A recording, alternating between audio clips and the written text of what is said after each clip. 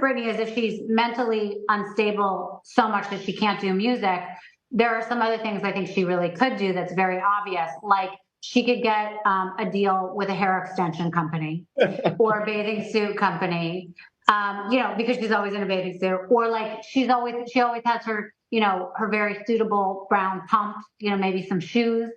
I mean, there's so much. She's a walking, like you. She's a walking brand, and even if she's doing these crazy videos, I mean, they're getting a lot of clicks and views. So I mean, if she uploads it to the right social channels and kind of takes some knives and swings it around, and go buy my knife for the holiday. I mean, lots of money to be made. I love that. I think that would have sold really well. Okay, Brittany, if you're listening, you should contact Zack because he's got a lot of ideas. All three of us, three-way duet. Okay. All right. Kanye. Yeah. Kanye needs to just shut the fuck up. Honestly, you can Google my name as well. I've had some run-ins with Kanye in the past. He's tried to go after some of my clients, and I've just, his legal team and all that, I've just kind of told them, there's better things that he could be doing with his time and money than fighting some wars that he's fighting. Yeah. Honestly, what are these like publicity stunts he has going with this new wife?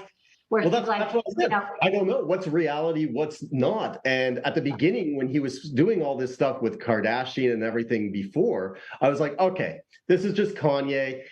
Everything he touches is going to turn to gold, like, his fashion and everything. But then he started going anti-Semitic. He started going like way across the line that you cross. And I'm like, all right, this is actually somebody that has, again, some kind of, mental issue going on. And it's kind of plays into a lot of celebrities that when you get to a certain point and you make enough money, you think your shit don't stink. And you think you could just do anything you want to do. And you don't know where the line is. Bieber back in the day crossed that line a couple times. And finally, he found himself. Some people don't find themselves. So I think Kanye, honestly, if I was, again, in his position right now, I'd shut up. I'd go away for a little bit and then start doing some charity stuff, start doing some feel-good stuff, stop talking, stop giving these interviews and making these comments and going on, a Donald Trump Twitter rant, kind of just put yourself down a little bit and, then come back and do what you do best, which is music, and put it out there and talk through your music if you want. But, some people, they don't listen. Not everybody listens, and everybody has their own path. And, for all I know, we're the joke. And in 10 years from now, he comes out and he's like, haha, see, everything I said was right. And you guys were all wrong. Yeah, we only will find out after the fact. That's right. Okay, one more. Ariana Grande. We see now that, or from what we're seeing, it looks like she broke up the family of SpongeBob. Right. What's that story? What do you think about that? How would you fix that? Or is it something we should even be fixing? I mean, this is a girl that can do whatever she wants. I mean, I don't care.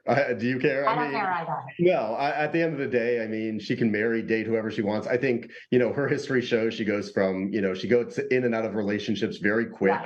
Yeah. She's an artist, so she's a creative.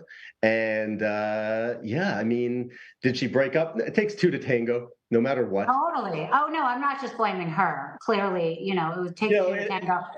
But she does. The only reason I ask is she has a really young audience. And so she, makes a statement to them of how relationships should be or how her actions should be. Do you even think she needs a crisis PR person, or she doesn't even see it that way? She's just like, I'm living my life. I don't really give a shit what people. She probably doesn't even see it as a crisis. I think she just sees it as living her life. I think the media is looking for headlines and clickbait, and they'll do whatever they can to kind of like throw it. You see this with a lot of, gossipy websites. They'll throw like 4 or 5 headlines out there and try to get a rise out of somebody. And it's like anything. If I put out a story right now and said Rachel said this bad thing, you have two things. You could either ignore it, it goes away, or you could respond to it, and now you're turning it into a story. So a lot of these media outlets are just baiting these celebrities like her to say something and do something, so that way they can further feed their audience and their story. I think she's just living her life, though.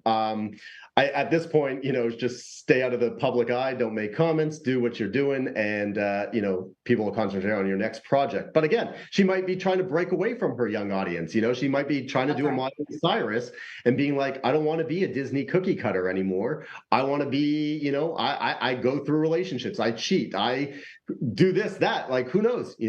Maybe it's part of it too. Natalie, I'm curious about your opinion. We're talking about celebrities right now, real people that have done real things to get real mentions. Why is America and the world obsessed with reality stars? Like, what, in your opinion, why do you think they're more obsessed with reality and Bravo TV stars in particular, more so than even real celebrities that have worked their whole life for their career? Well, first thing, there's no such thing as reality. I'll break the barrier down for your audience. Everything is scripted to a point. Everything is planned. Every position that somebody is in is planned out. Nothing is just off the cuff. I mean, some reactions might be if in a certain situation, but a lot of it is fake. So don't believe everything you see. It's a show. It's there to entertain you. That's why it's on TV. Why are people obsessed with it? I think it's just an escape from our own reality. You could be bored at home and your husband's not paying attention to you, or you're having a tough time through work and you want to see other people, whether it's other people fail, other people succeed, other people's issues, because if you can see that happening to somebody else that's quote unquote a reality star, then you're like, oh, maybe I'm pretty good in my situation.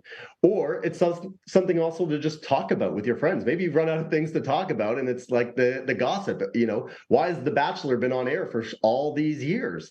It's because people are living, this false narrative of what love is. Meanwhile, imagine you were in the dating world and you were kissing, 10 different guys in the same night. What would people be saying about you, right? That's not reality. Yeah, no, that's absolutely right. Okay, who is your dream client?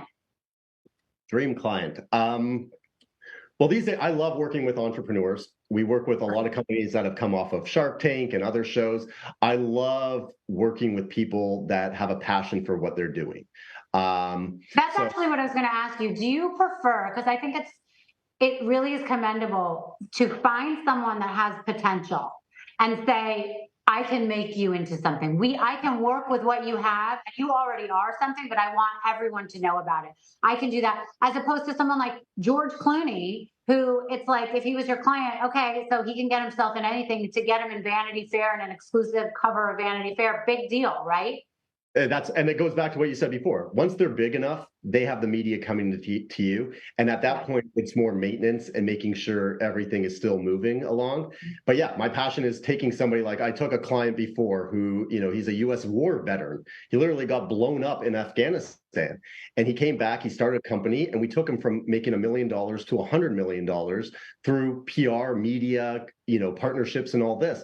So being able to look back after 3 years and being like, hey, we just changed this person's life.